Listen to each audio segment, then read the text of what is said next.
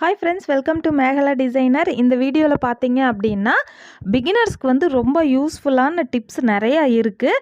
அதே மாதிரி தையல் உலகத்துக்கு நீங்கள் ராணி ஆகணும் அப்படின்னா இந்த மாதிரி டிப்ஸை நீங்கள் நிறையா தெரிஞ்சுக்கணும். என்னுடைய தையல் அனுபவங்களை வந்து இந்த வீடியோவில் வந்து நிறைய நான் சொல்லியிருக்கேன். நான் படித்ததை விட என்னோடய அனுபவத்தில் சரியான அளவுகளை எல்லாம் வந்து எப்படி நான் கண்டுபிடிச்சி கரெக்டாக கஸ்டமருக்கு பண்ணுறேங்கிறது தான் இந்த வீடியோவில் நம்ம பார்க்க போகிறோம்.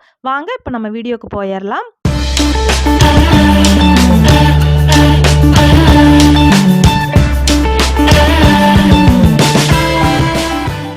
ஃபஸ்ட்டு வந்து பார்த்தீங்க அப்படின்னா பிகினர்ஸுக்கு நான் என்ன சொல்லுவேன் அப்படின்னா, பேக் சைடு வந்து ரொம்பவுமே ஈஸியாக நம்ம வந்து அளவுகளை வந்து மார்க் பண்ணிடலாம். இப்போ வந்து இந்த மாதிரி நீங்கள் எல்போ ஸ்கேல் அல்லது ஷோல்டர் பக்கத்தில் ஒரு ஸ்கேலும் ஸ்ட்ரைட்டாக ஒரு ஸ்கேலும் இப்போ 2 ஸ்கேல் வந்து நீங்கள் ஜாயிண்ட் வச்சு ஷோல்டருடைய அளவு கண்டுபிடிக்கிறீங்க அப்படின்னா எந்த மாதிரி வைக்கணும் ஃபஸ்ட்டு ஸ்கேல் அப்படின்னு பார்த்தீங்க அப்படின்னா, ப்ளவுஸுடைய வெளிப்பக்கத்தில் இருக்கக்கூடாது. இப்போ வீடியோவில் பார்த்தீங்க அப்படின்னா இந்த மாதிரி ஸ்கேல் வந்து ப்ளவுஸுக்கு வெளிப்பக்கமாக வச்சிங்க அப்படின்னா அளவுகள் வந்து தப்பாக வரும். இப்போ வச்சுருக்கேன் பார்த்தீங்களா, இந்த மாதிரி வச்சிங்க அப்படின்னா தான் ஷோல்டருடைய அகலம் வந்து கரெக்டாக இருக்கும். 3 இன்ச் 3.5 இன்ச்சுக்கு மேலே வந்து எக்காரணத்து கொண்டு ஷோல்டருடைய அகலம் வந்து இருக்காது. அது எப்போவுமே நம்ம மைண்டில் வச்சுக்கலாம். இப்போ வந்து ப்ளவுஸுடைய ஆம்கோலுடைய சுற்றளவில் நேராக கரெக்டாக ஸ்கேல் வச்சுருக்கேன் இல்லைங்களா. அந்த இதில் நான் மார்க் பண்ண இடம் ப்ளவுஸில் பார்த்தீங்க அப்படின்னா ஒரு 1/4 இன்ச்சு ஸ்டிச்சிங்க்கு உள்பக்கமாக இருக்கிறத சேர்த்தி தான் நம்ம வந்து ஃபஸ்ட்டு ஷோல்டருடைய அளவு வந்து 7 இன்ச்சுக்கு நம்ம வந்து மார்க் பண்ணுறோம். இப்போ இதுலேயே இன்னொரு டெக்னிக்கும் நான் சொல்கிறேன் பார்த்துக்குங்க.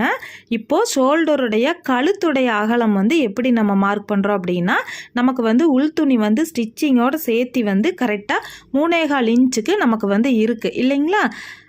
ஸ்டிச்சிங்கோடு சேர்த்தி நம்ம வந்து ஃபஸ்ட்டு 3 இன்ச்சுக்கு தான் அளவு மார்க் பண்ணோம். ஏன்னா நம்ம 3 இன்ச்சுக்கு ஸ்டிச் பண்ணோம் அப்படின்னா ஸ்டிச் பண்ணி பார்க்கும்போது 3.25 இன்ச்சுக்கு நமக்கு அளவு வந்துடும். இப்போ வந்து நீளத்தை வந்து நம்ம மார்க் பண்ணிக்கலாம். ஸ்கேலுடைய ஸ்ட்ரைட்டான நீளம் வந்து பார்த்தீங்க அப்படின்னா கழுத்துடைய இறக்கம், பின் கழுத்துடைய இறக்கம் வந்து 8 இன்ச்சுக்கு நான் மார்க் பண்ணுறேன். இப்போ நம்ம வந்து கழுத்துடைய அகலம் 3 இன்ச்சுக்கு வச்சோம் இல்லைங்களா, அதே அளவுக்கு நம்ம வச்சாச்சு. அடுத்ததை பார்த்தீங்கன்னா ஆம்கோலுடைய சுற்றளவு எப்படி கண்டுபிடிக்கிறதுன்னு பார்த்தீங்கன்னா, இந்த மாதிரி நீங்கள் சிங்கிள் ஸ்கேல் கிடச்சாலும் சரி, இல்லை இந்த மாதிரி எல் ஸ்கேல் இருந்தது அப்படின்னா இந்த மாதிரி வச்சுட்டு இந்த சென்டர் வருது இல்லைங்களா, இப்போ வந்து இந்த கார்னர் சைடில் வந்து தனித்தனியாக ஸ்கேலை ஜாயிண்ட் வச்சாலும் சரி, இந்த மாதிரி எல் ஸ்கேல் கிடச்சாலும் பரவாயில்ல.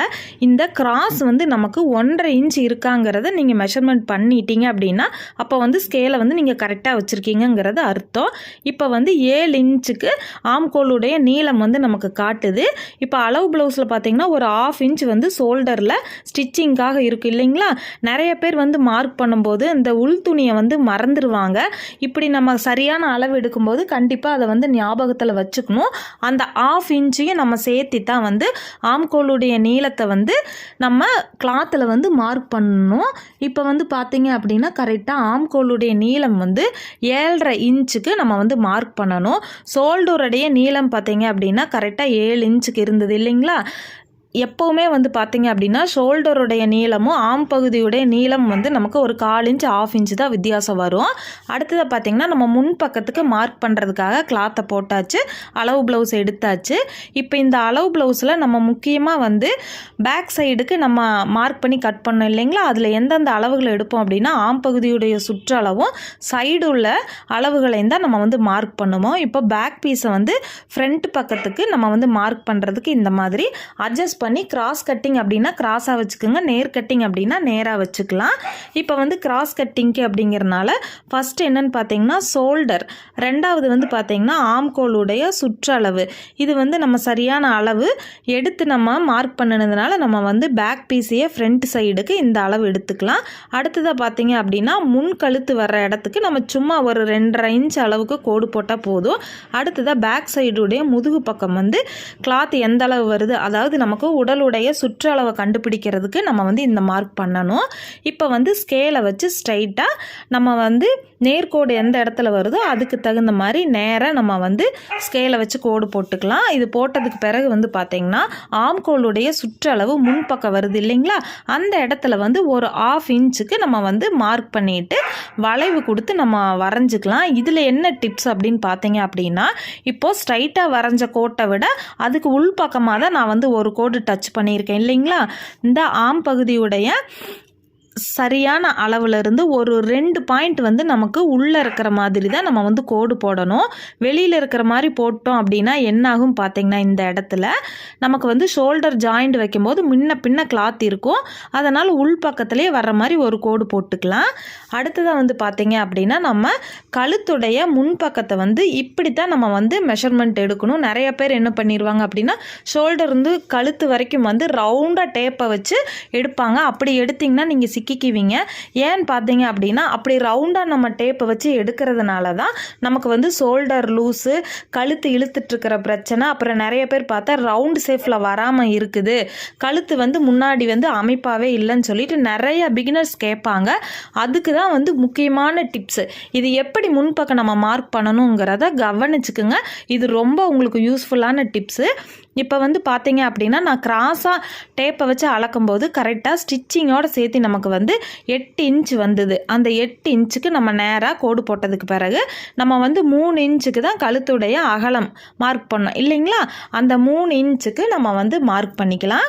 இப்போ மார்க் பண்ணினதுக்கு பிறகு பார்த்தீங்க அப்படின்னா, இந்த கோட்டுக்கு உள்பக்கத்தில் இருக்கிற கிளாத் இருக்குது இல்லைங்களா, இந்த மாதிரி அளவு ப்ளவுஸில் இந்த இடத்த வந்து இந்த கேப்பை வந்து நம்ம மார்க் பண்ணக்கூடாது.